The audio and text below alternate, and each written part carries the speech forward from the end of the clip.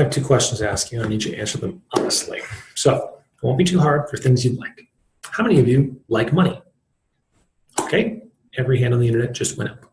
It makes a lot of sense, but do you know why you like money? That's what we're here to talk about today. Now, I have another question. How many people like life? I mean, like your life. Wow.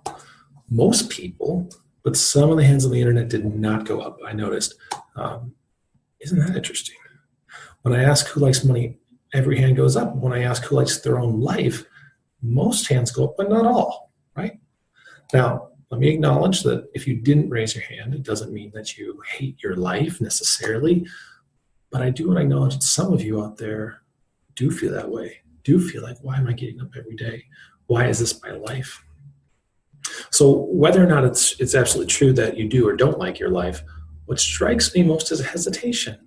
Who likes money? Every hand goes up. Who doesn't like money? Let me think a minute.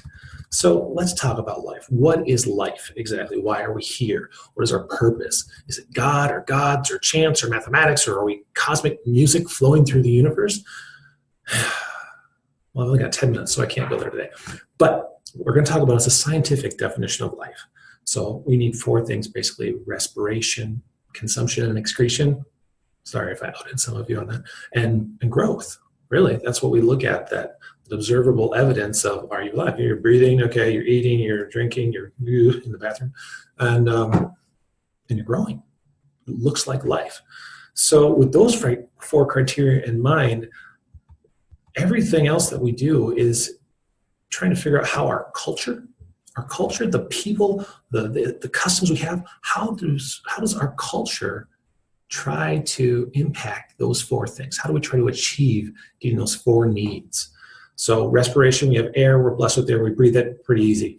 Consumption, excretion, well, we need food and water. And then growth, how do we grow?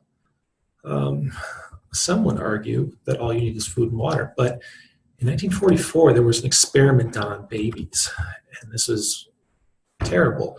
But what happened was these babies would go in and they would feed and clean the babies, but they never played with them, they never smiled, they never touched them unnecessarily. How do you think that went for the kids? Yeah, you're right. Sadly, even though they had no other physical disease or health problems, without touch and smiles and play, the babies began to die. Because what is the point of life, ladies and gentlemen, of being alive if no one plays with us or cuddles us or even cares if we're alive? What do you think? Why do you think that we're addicted to getting likes on Facebook? You know, you want someone to care about what you're posting, what you're thinking, your thoughts, your feelings, your memes. Yes, even sharing laughter can be a celebration of being alive. How many of you have watched Friends with a movie? And when you're watching with friends, you know, you see something really funny, but besides laughing at the movie, you actually look over at your friend and you're like, that was so great, right? They're like, yeah, totally, I know. Yeah, it was great. And it's more fun. It's more validating to say, not only was it funny to me, but it was funny to you. It was funny to both of us. We have that relationship. Yeah, it's super fun. And then sometimes you do that thing, you look over and you're like, yeah, wasn't that funny? Your girlfriend's like, no, that is not funny. And you need to know that. And he's like, okay, yes, I get it. But then what do? We go off to our friends and then we say, hey, I really got in trouble with my girlfriend. And you get validated on that experience of laughing at something you were not supposed to laugh at. That's part of being alive. It's part of getting that validation. So, okay, I know we're having fun talking, laughing, and it seems like, hey, we're going in a really good direction. But I'm going to take us back to the sad story. I'm going to take us back to the baby story. How can we make the story less sad? That's my question for you. And I'm wondering, what if the nurses gave the babies money? Would that make the story less sad? I know, it sounds weird. But what if every time the nurses finished feeding, they put $1,000 into a bank account for that child? Just think for a second how much money they could accrue in those accounts. Healthy babies eat often, so they'd be getting like $5,000 to $10,000 a day. Even if they only received the basic interest in a savings account, they'd be racking up $35,000 to $70,000 a week. By the end of 3 months, they'd have $420,000 to $840,000. Can you imagine that? Wow. Don't you wish that had happened to you as a child? You'd only be 3 months old and already have over $750,000. Of course, there's a downside. If you had gone through an experience like these babies in this experiment, you would end up like these babies. And that means that you wouldn't be, or you wouldn't be emotionally all there. You'd be emotionally stunted. You'd have difficulty trusting people. Your body would stay a third size smaller than other babies who had been played with and cuddled. You wouldn't develop speech the way your peers did. See, you'd be 3 months behind in being exposed to language. But that would put you exponentially behind the other kids who had been talked to. Your self-esteem would be lower. And your nerves, even your nerves, your hands, the way you feel, your nerves wouldn't be as sensitive. Touch wouldn't feel as good to you for the rest of your life. You'd be more likely to suffer from depression and deep saddened feelings of worthlessness. So would you take the deal? I mean, it's upwards of $840,000 if you were a good eater. Of course, you wouldn't be a good eater. See, one of the side effects of not being loved was that the children lost interest in eating. In fact, they stopped eating, which means they wouldn't have even lived for 3 months. So my question for you is, what good is money if we're dying for love? And when I say dying for love, I don't mean romance. I don't mean sex. That's a whole other topic. Sex is not love. We'll get that one posted later. But we're talking babies. And all the love they need is smiles and hugs and tickles. Turns out that's the stuff that life is made out of. So if money can't save our lives, why do we put so much faith in it? Money is everywhere. That's an entire subset of rap culture, hip hop culture, where they wear dollar signs. My bus stop has an advertisement that says, with the right financial analysis, your life can be brilliant. Well, how about if you're working 40 hours a week at $9 an hour and so you're making like $2,000 in a month? And will your life be brilliant if you pay someone to tell you that your $1,000 apartment plus utilities plus transportation plus or car plus food is not quite meeting it? I mean, my analysis simply says you're broke. You need a new job or you need a roommate. Does that make your life brilliant? How many of you invest in the stock market? Okay, a lot of the internet, especially the older ones in the generation. Well, why? Well, because you want a good return on your investment. In other words, you want to buy more money with the money that you have. What good is money? Why are we doing that? Well, it buys freedom. It buys power. How can money do that? Because it buys the most powerful thing in the human relationship, and that is trust. Money buys trust. Now, what do I mean by that? How many of you would believe that you could walk up to a stranger, someone you had never met before in your life, ask to use their car for the weekend, and be granted it?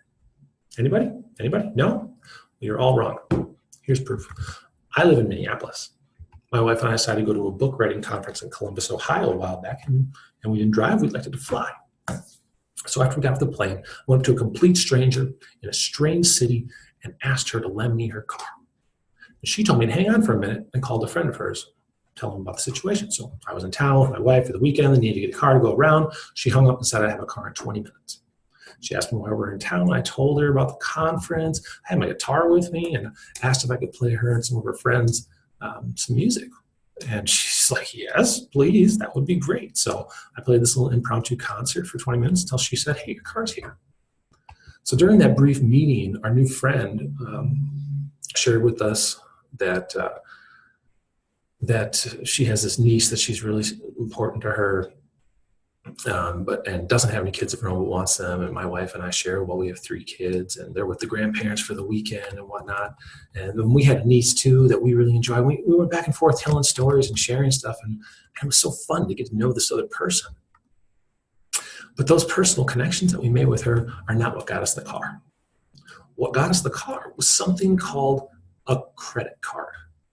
See, our new friend worked for budget travel car rentals in the airport, and the friend that she had called was a coworker who had brought us a practically new Ford Focus with 2,000 miles on it to use for 4 days, however we chose. Now, she didn't own the car, but she was authorized to let us use it in exchange for money. Actually, not even money, credit, which is in fact another word for trust.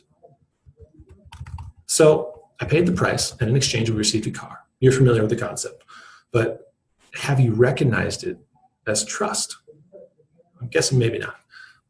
In this human interaction of me talking to another human, money has replaced trust. Don't believe me? Let me tell you another story. In fall 2016, I decided I didn't spend enough time with the men that I admired in my life.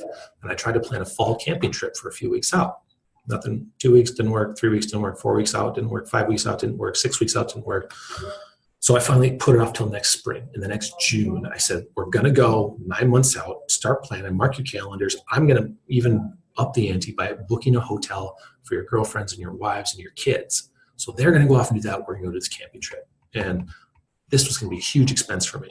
I was trying like crazy to save up $2,500, which was normally my annual expenses. So I was doing everything I could, cutting corners so I could afford this trip because I just really wanted to be with these guys for this weekend. I thought this is going to be the best thing.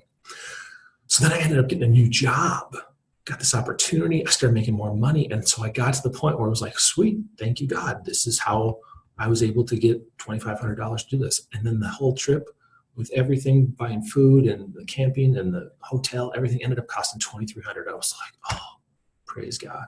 This is great. The Friday afternoon, when we were scheduled to leave, I've been waiting 9 months for this trip, 10 months. Then one of the men suddenly came up and said, I can't do it. I got a work opportunity and I can make a lot of money doing it. I'm like, how much? How much could you make? He said, $5,000. And I said, I just got a new job. And with that, I've been able to save up more money than I could ever imagine. So I have in my bank account $5,300. And I want you to go on this trip. If you go on this trip, I will get you that $5,000 on Monday.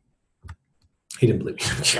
What are you talking about? You're kidding? You're joking? What up? I'm like, no, I'm serious. I'll give it to you because you're that important to me. What? No. So he agrees to go. We go on the trip. We have a great time. His family has a great time. We're all hanging out. We learned so much because this wasn't just camping. I actually put together a conference about how we can live our lives better, what it means to be men. The women had given up awards that they had written out. I'd asked them to write out an award for their husband or boyfriend, and they'd done that. So this was a time to honor them and to love each other as human beings and come together. So they all came back refreshed, energized, excited, and whatnot.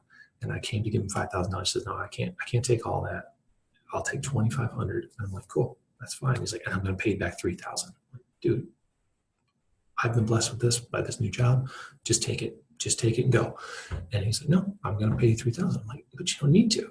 He's like, I'm doing it. Well, anyway, so the guy pays me back for this gift that I give him. But beyond that, several months later, I missed my bus going to town. So see, one of the ways I save money is I only have one car for our family. We got 3 kids. My wife's there. And so I take the bus every day. I had to get to this meeting and I missed my bus to get downtown that would take me uptown. And so I asked my wife, what do I do? She says, call Maurice down the street. So this buddy of mine who'd come on the trip. So I call him up. And he goes downtown every once in a while. He's given me rides before. He's whatnot. So I said, could you get me a ride and go down? He's like, hey, you have a license? I'm like, yeah, I have a license. But what does that have to do with anything? He said, just take the Bronco. It's parked out front. Here you go. Come get the keys. I'm like, what? Really? And yeah, absolutely. See, I've built this trust with this friend. And so he's assured me every time I go play pool with him or we go to a baseball game or we hang out with this family, they come over and whatnot. He says, you know you got a car, right? You know you got a car. You ever need a car? You got a car. I'm like, wow, that's really cool. And what did it cost me? Trust. I offered to pay him an amount. He didn't take that amount. I gave him an amount. He paid me back more. And yet he feels indebted to me for what we did on that camping weekend. It's not about the money. In this relationship, it's not about the money, it's about the trust. It's about that relationship. See, in most of our relationships, we think about what we're due, what's owed with the credit and with the money. But you remember the story from Ohio. There, I didn't know this person. They don't know me from anybody, but they look at that credit card and they say, I trust you. Have this brand new car. Go ahead, have fun and do whatever. In this other way, he says, I trust you. It's unbelievable. So let's talk about wealth. Who here has heard of Tim Ferriss? 1/4 of the internet has heard of Tim Ferriss. Okay, very, very good. He's written some books called The 4-Hour Workweek, The 4-Hour Body, The 4-Hour Chef. One of those, The 4-Hour Workweek, tells people how they can manage their life so that they can automate a lot of it. So they get virtual assistants and they do, you got to read the book, but the book tells you how you can work only 4 hours a week and run a successful business. So I was watching this episode this presentation on the web. Tim's answering questions for some of his fans. And a guy stands up and he says, I've automated my life. I make $300,000 a year on this business that I started based on the concepts that you taught me. And so I only have to log in every week and basically see how much money I'm making. I've automated my bills. I've automated my income. Tim, what do I do with my loneliness? Whoa. So Tim says, wow, that's a hard question. And we'll try to unpack that. But I didn't see much of an answer. What do you do with that? You have $300,000. You could try to buy friends. There's something you could do there. But loneliness is not something we can combat, even if our lives are automated.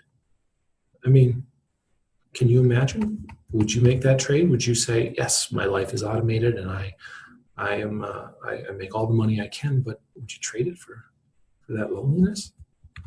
Remember those first two questions I asked? Who likes money? Everyone raise their hand. Who likes life? Here's somebody who would say no to both. They don't like money and they don't like their life. Because this person no longer feels that need for money. That need is taken care of. He's not striving every day or every week or every month to make enough to pay the bills or buy things. If he wants to travel, he can go anywhere in the world. He has so much money that it's lost its value to him. Now I have another question. Imagine you're in this person's shoes and you've designed a system that automatically draws in more money than you can use and automatically pays your bills. All your finances are taken care of. What would you do? Do you have an answer? If you don't know, if you don't have an answer for what you would do if you didn't have money, I want you to recognize something. You will never be rich. See, this idea of collecting money to get rich is really an empty chase.